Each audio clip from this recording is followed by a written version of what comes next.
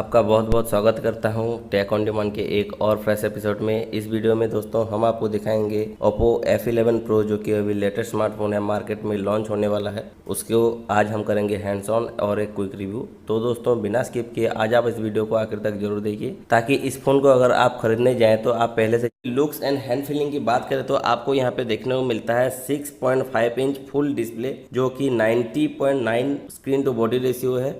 और दोस्तों ये जो डिस्प्ले है ये आपको 397 ppi वाली डिस्प्ले आपको यहाँ पे देखने को मिलती है। और दोस्तों पीछे की बात करें तो आपको यहाँ पे देखने को मिलता है ट्राई कलर ग्रेडियंट डिजाइन जो कि नानो इंक प्रिंटिंग टेक्नोलॉजी से कंपनी इसको प्रिंट किया हुआ है। आप देख सकते हैं बहुत ही ग्लोसी फिनिश, आपको बहुत ही अच्छा लुक्स आपको यहाँ पे लग सकता है।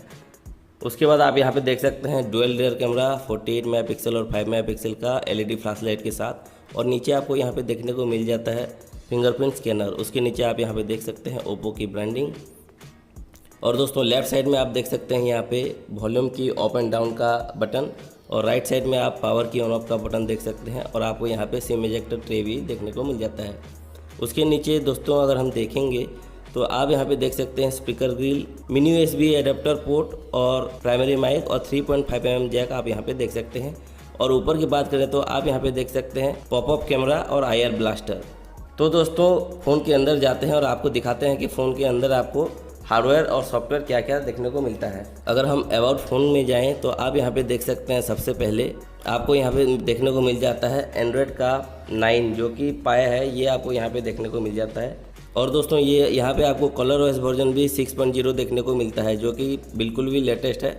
दोस्तों अगर हम इसकी प्रोसेसर की बात करें तो आपको यहाँ पे 2.1 GHz octa core processor Helio P70 का देखने को मिलता है, और जिसमें GPU आपको Mali G72 का देखने को मिलता है। दोस्तों यहाँ ये जो प्रोसेसर है ये आपको 12 नैनोमीटर, और दोस्तों ये जो चिपसेट है ये 12 नैनोमीटर में बनाया हुआ फाइनेस्ट टेक्नोलॉजी वाला चिपसेट है। पहले जो Helio P60 था ये भी बहुत ही सक्सेस था, अभी P70 दिया है, ये भी आप Realme में इससे पहले देख चुके हैं।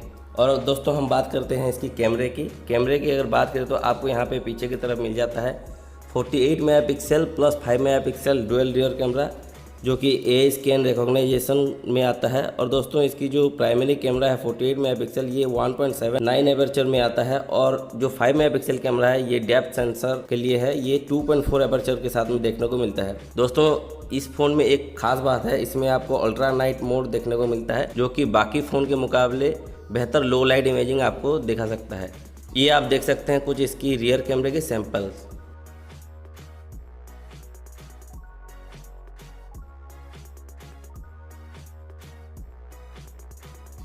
उसके बाद दोस्तों हम देखते हैं इसकी फ्रंट कैमरा।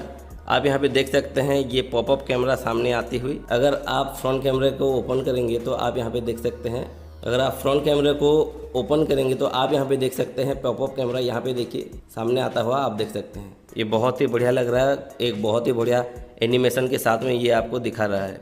दोस्तों ये जो फ्रंट कैमरा है ये आपको 16 मेगापिक्सल पॉपअप सेल्फी कैमरा आपको यहाँ पे ये मिलता है जो कि f2.0 एपर्चर के साथ में देखने को मिलता है।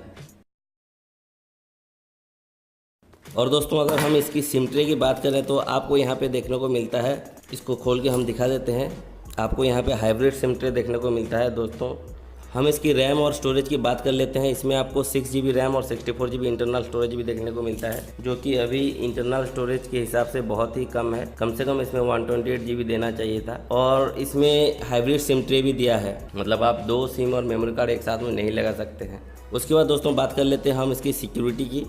इसमें आपको दोनों ही फेस अनलॉक और फिंगरप्रिंट स्कैनर दोनों ही मिल जाता है। फिंगरप्रिंट स्कैनर आपको पीछे की तरफ यहाँ पे देखने को मिलता है, इसको कर लेते हैं पहले सेट, उसके बाद आपको दिखाते हैं फिंगरप्रिंट स्कैनर में आपको मैंने पहले से फेस एनरोल कर लिया था। अभी देखते हैं इसकी जो फिंगरप्रिंट है ये कितनी तेज़ी से खुलता है। हमने कर लिया है फ़ोन का भी लॉक, अभी करेंगे अनलॉक। आप देख सकते हैं बहुत ही फास्ट ये अनलॉक हो रहा है, मतलब बहुत ही फास्ट फिंगरप्रिंट है। अभी हम देख लेते हैं इसकी फेस अनलॉक। अभी हमने लॉक कर लिया है, उसके बाद इसको करेंगे अनलॉक। ये पॉपअप कैमरा ओपन हुआ, ऊपर देख सकते हैं आप यहाँ पे पॉपअप कैमरा ऑन होके बहुत ही जल्दी फेस को रिकॉग्नाइज करके फ़ोन को कर देता है अनलॉक। यहाँ पे आप देख सकते हैं मैंने किया लॉक, अभी हो जाएगा अनलॉक। देख लीजिए बहुत ही फास्ट है, बहुत ही स्मूथ है, बिल्कुल भी पता नहीं चल रहा है कि कैमरा पॉपअप होके फेस को रिकॉग्नाइज करके ये ओपन हो रहा है। ये हुआ, बहुत ही फास्ट है दोस्तों, इसको आप ज़रूर ट्राई कीजिए। ये एक बहुत ही बढ़िया फीचर्स है इस फ़ोन में।